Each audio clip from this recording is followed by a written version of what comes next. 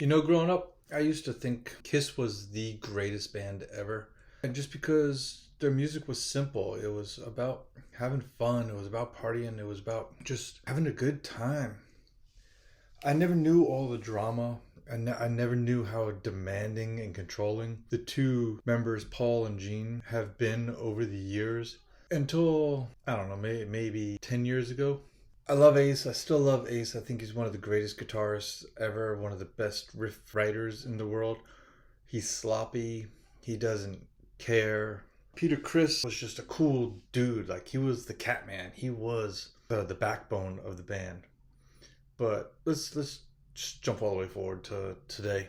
And you've got Gene Simmons selling the ability to be a roadie for him. I always thought roadies got paid, not had to pay. And what he's saying is that it has to pay for the insurance.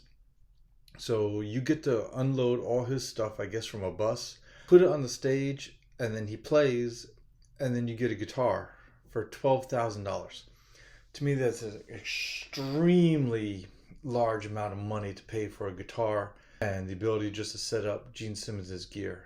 I don't know what would be so great about that. I mean, the dude is arrogant, cocky, rude, mean. To see just Gene, I could see if it was all of Kiss, that would be kind of cool, but to me that just doesn't make sense. I got this book the other day. I went to Dimensions over in Pasadena on Main Street. Great comic book store. If you get a chance, go by there if you're in the area. They had a half price sale for, I think, their 10-year anniversary. All comic books were half price. I was in there looking for books, like regular books, but the guy said that it was only comic books. So I got that, and I got a couple other horror books. I was going to get some Captain America, but I don't know. I just wanted to get some horror stuff. Read that one. Traditional 1970s. 3 or 4 different little stories in it. Artwork looks phenomenal. Really, really loved it. Wish it made a bigger comeback than what it is. Like, also while I was there, I snagged this one, and it's a new version. Artwork looks great. Story was decent. Wouldn't be anything I'd want to collect 50 years from now compared to the Vault of Evil. But who knows? Who knows what's going to happen 50 years from now? Because that Vault of Evil is from 1974, 1975. Much to do about nothing, really. I mean, just little cheap horror stories.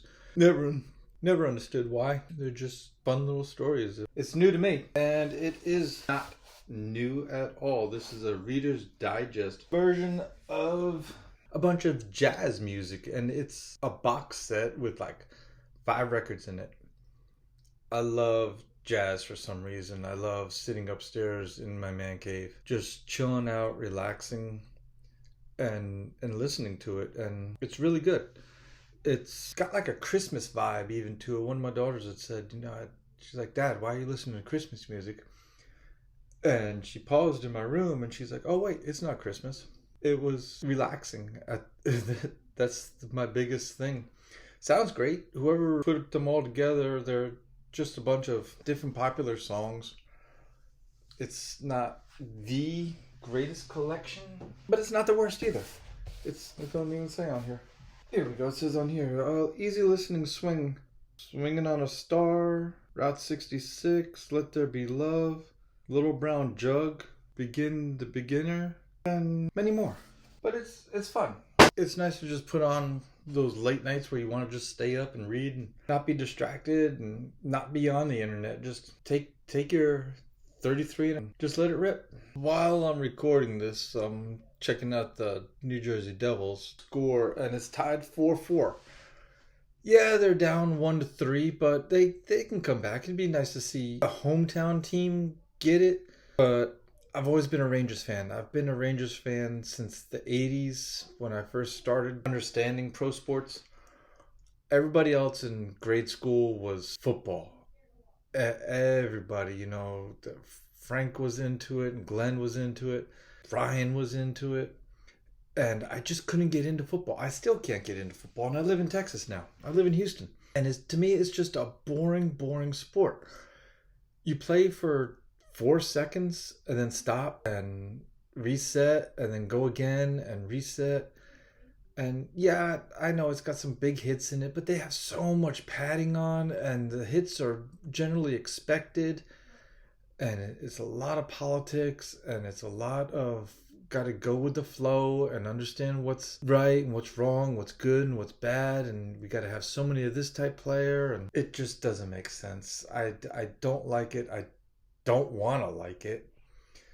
But back to hockey. Hockey to me is the epitome of sports. It's fast paced. It takes a lot of endurance. I played for about 3 years when I was in the Marines, and it's hard. It takes a lot of energy. It takes a lot of patience. It takes a lot of training, and it just takes a lot of cardio, which I don't have anymore. And I've told you all why about that. But it's a fun sport. It's fun to watch. Fun to go to. I've seen the Stars play the Rangers, but growing up, my dad had season tickets, and we would always go. New record this week is Jerry Only's single. I like it. It's not great, but I do like it.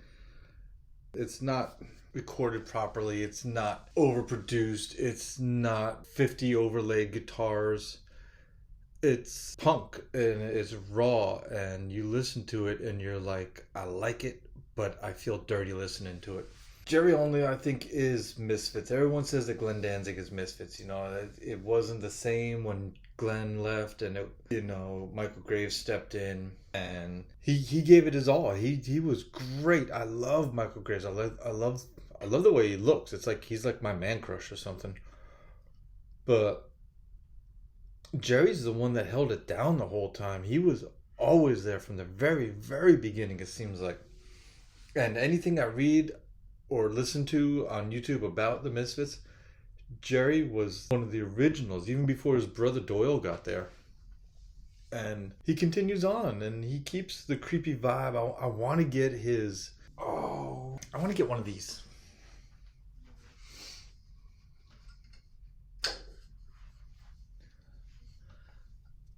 I want to get one of these of Jerry Only. And almost fell. And I know they have them, and I know they're super expensive, but I don't understand also though why they don't have Doyle like that and why they don't have Danzig like that. But I want them.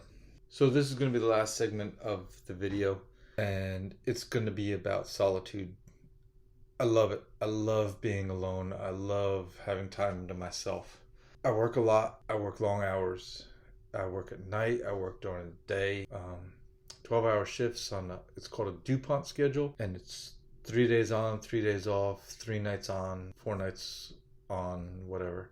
It's confusing to look at, and it's confusing to understand, but you work a lot. Last year we worked, I think I figured it out, 88 extra days, and it's rough. But when I'm home, I love being home. I love my wife. I love my kids. I love being a dad, and there is nothing in the world that I would ever sacrifice for them. There's so much I want to teach my girls. There's so much I love showing my wife. I love learning from her. I love learning from them. There's so many things to do with them, but at the same time, I love being alone. I love my time where I just sit in my man cave and I enjoy it. There's some nights where I stay up late and I just sit there and I look around and I'm like, wow, all this stuff is mine and I worked so hard for it, and everything I have is new.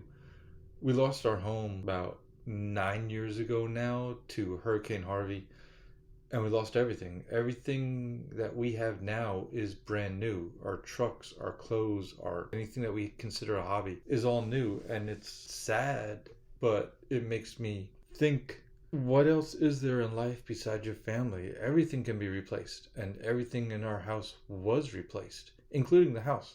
But we had water all the way up the walls and everything, and we lost our appliances, we lost our furniture. But the only thing that we got out of the house was our dogs and our kids, and I took the Jeep and we drove over to my nephew's house, and he put us up for 3 days. After that, we stood in a hotel for about 4 months while we rebuilt our house. And then we sold it, and now we live in this beautiful, beautiful house. But at the same time, I like being alone in it. I don't like going out. I text one of my coworkers today, seeing what he was doing, but he wasn't near or anything. So I was like, whatever. I'll just go to bed. But I made this video first, and people even at work they say what a antisocial person I am, but that's okay. I like it. I like being antisocial. I like being alone. I like just my time off. It gives me time to think. It gives me time to just decompress all those little hip words and everything that they have going on now. But it, like I said, I get back to the forest. I get back to nature. I get back to whatever it is that's calling me. And yeah, I don't go outside as much as I'd like to. So I don't know how I'm getting back to nature, but I just feel grounded. I feel like I'm connecting, and I love it. And I just wish more people took more time to do things, even the small things like shaving. Like I shave with a straight razor because it takes more time. It takes things to do, to just think and just move slow and just be yourself.